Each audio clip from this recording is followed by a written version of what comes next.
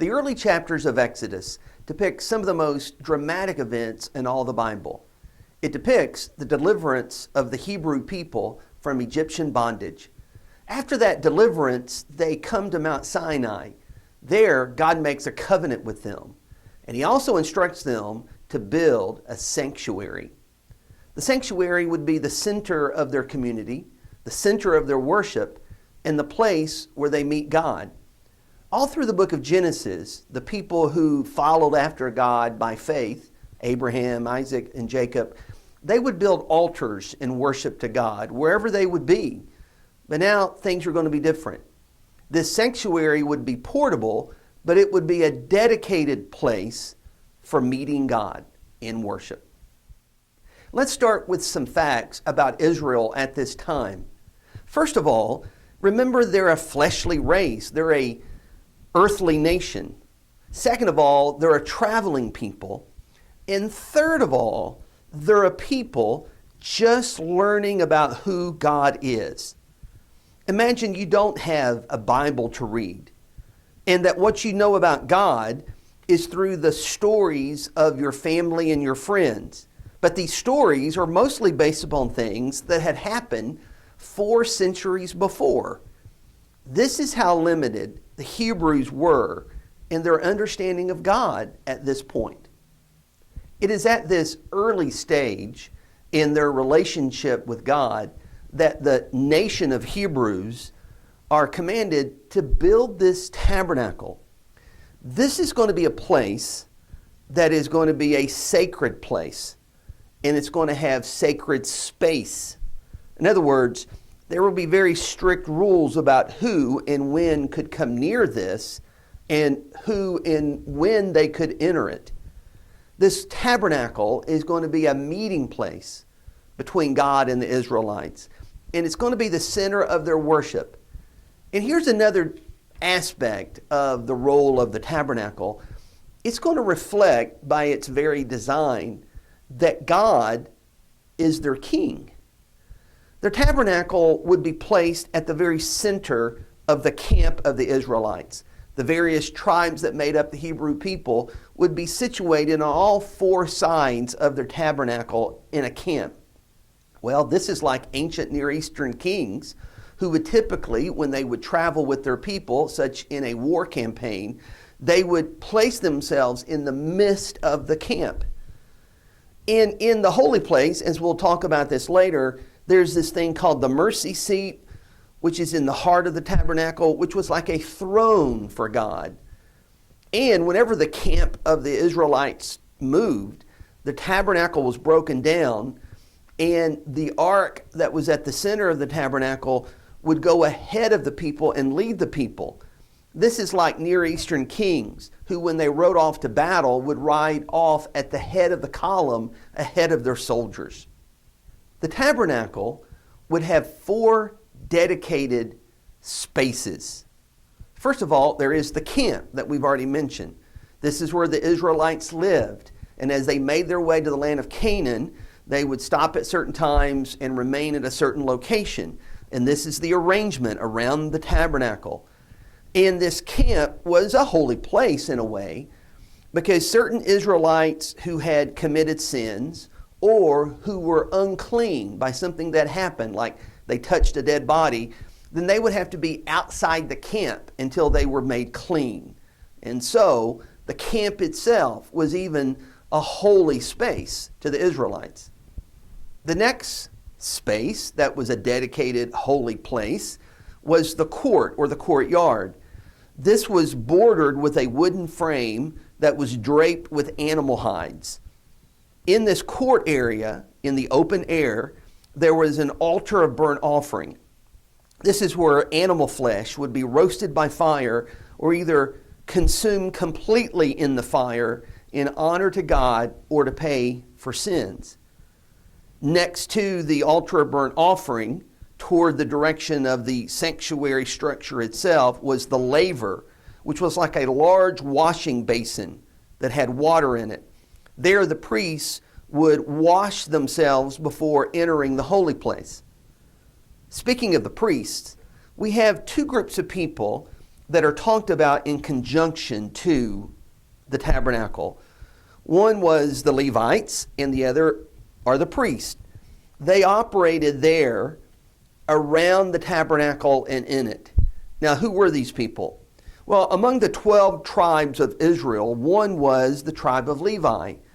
And the Levites were ordained by God to serve in and around the tabernacle, later the temple, and they were sort of the assistants to the priests. They would care for the physical objects. They would be involved in the processing of the animal sacrifices. They would pack up the tabernacle and carry the tabernacle when they traveled. Among the Levites, or among those who were of the descendants of Levi, were those who were the dedicated priests. Specifically, these were those who within the tribe of Levi were descendants of Aaron, Moses' brother.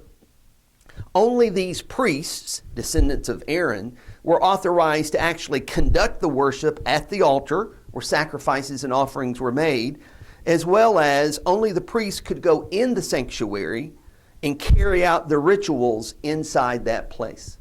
As you move inward in this area, the next holy space was what is called the holy place. This is the main part of the sanctuary on the inside, the inner part of the tabernacle itself. Once it was set up, only the priest could enter it for the worship activities.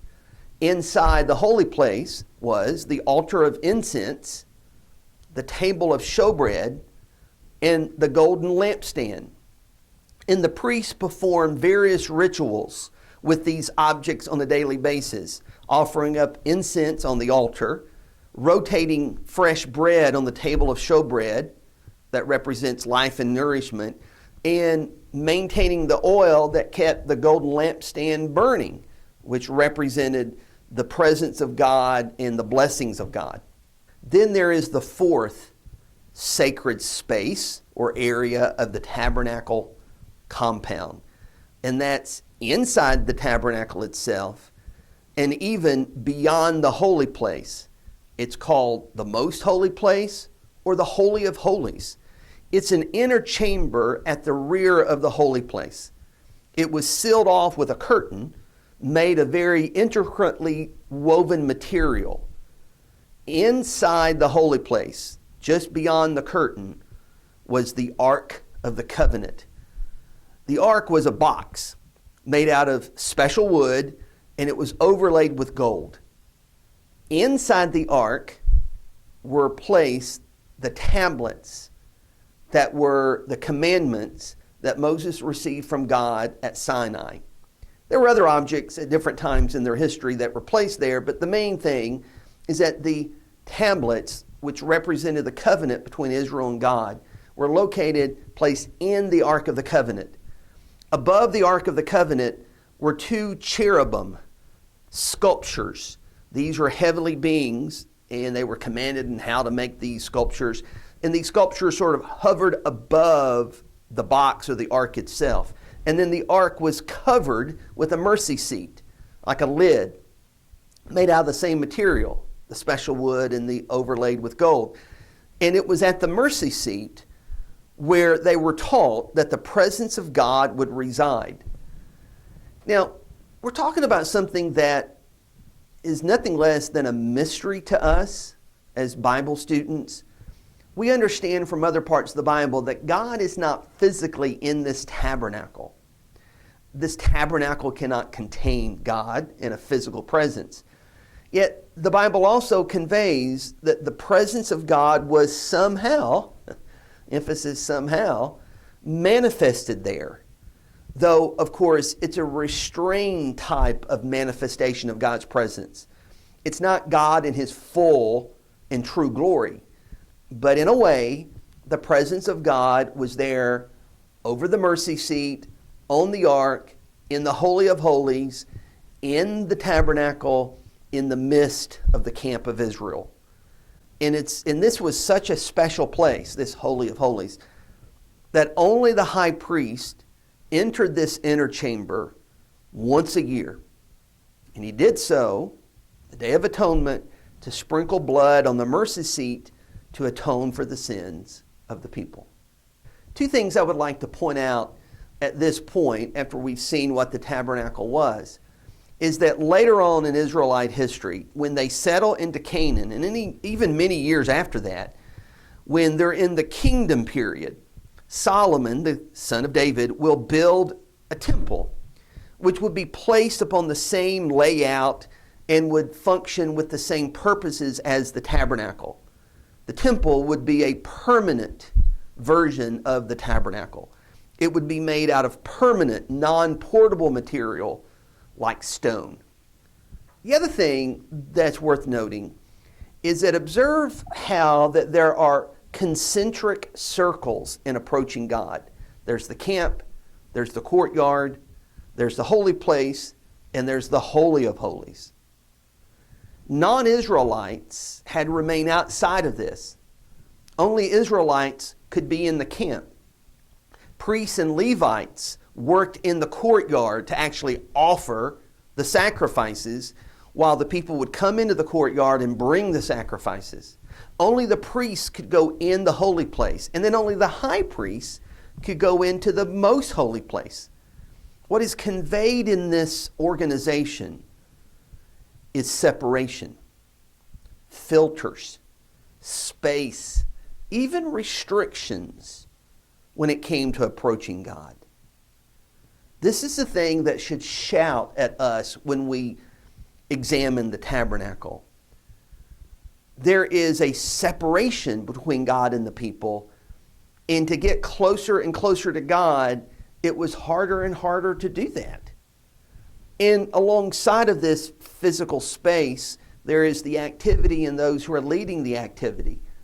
You have, in association with the tabernacle, a dedicated and limited priesthood. Not anyone could be a priest. You had to be of the tribe of Levi and a descendant of Aaron. The Israelite worshiper had to approach God through these priests. The priests actually conducted the rituals for the people.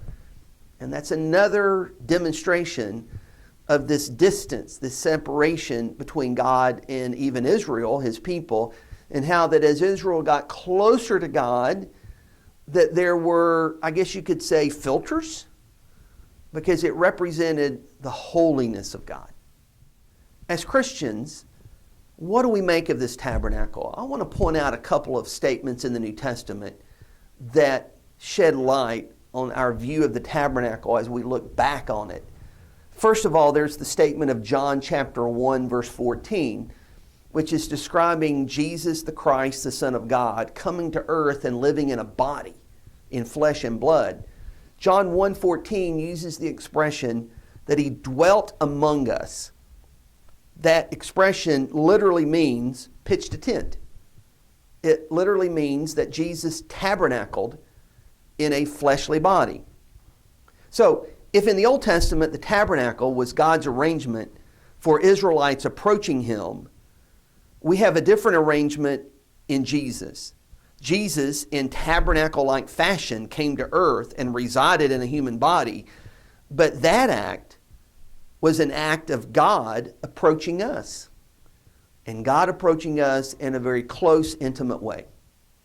The second New Testament statement that I want you to consider is found over in Hebrews chapter 10, verses 19 to 21, and look how, speaking of the Christian's relationship with God through Jesus Christ, how that the writer here refers back to and uses the tabernacle as an illustration. He writes in Hebrews 10, starting in verse 19, "Therefore, brothers, since we have confidence to enter the holy places by the blood of Jesus, by the new and living way that he opened for us through the curtain, that is, through his flesh, and since we have a great high priest over the house of God, let us draw near with a true heart in full assurance of faith." Now, what this is talking about is that just like the priest could go into the tabernacle and get, quote, closer to God, and even the high priest could go beyond the curtain and get even closer to God, we have a new way to God that's into his most holy place, into his most holy presence, but it's made possible through Christ. It's made possible even by the shedding of Christ's blood, because this cleanses us and we can come to God as his holy people. Through Christ, we can draw even closer to God than any Israelite, than any priest, than any high priest. Of course, we do it by faith, not through and in a physical structure. But the scriptures declare that this is true. We have a more direct access to God by Christ than ever before. So as Christians today, the tabernacle still means something to us. As we read about it, learn about it, it illustrates how that God is so holy and that human beings are so unworthy in approaching him. And thus, we grow in our appreciation of Christ. We are grateful for how blessed we are to have the access we have through Jesus Christ. And there's something else about the tabernacle that serves us Christians today. And it's reflected in the statements, again, in the book of Hebrews, but this time in the 9th chapter, starting in verse 23, where the writer says, "Thus it was necessary for the copies of the heavenly things to be purified with these rites, but the heavenly things themselves with better sacrifices than these. For Christ has entered not into holy places made with hands, but into heaven itself, now to appear in the presence of God on our behalf." Did you hear what that said? That when the tabernacle was designed and constructed, that it was actually patterned after the sanctuary of God, the dwelling place of God, heaven. Again, there is so much about this we don't understand. But what Hebrews is teaching us here is that there are some characteristics about the tabernacle that reflect some realities of the presence of God in heaven. So, as we learn about and we're even impressed by the sacred aura of the tabernacle, that is just a sampling of the glory of being in the presence of God in his true dwelling place in heaven. And that sure is something to look forward to and something for which we should be so grateful as Christians.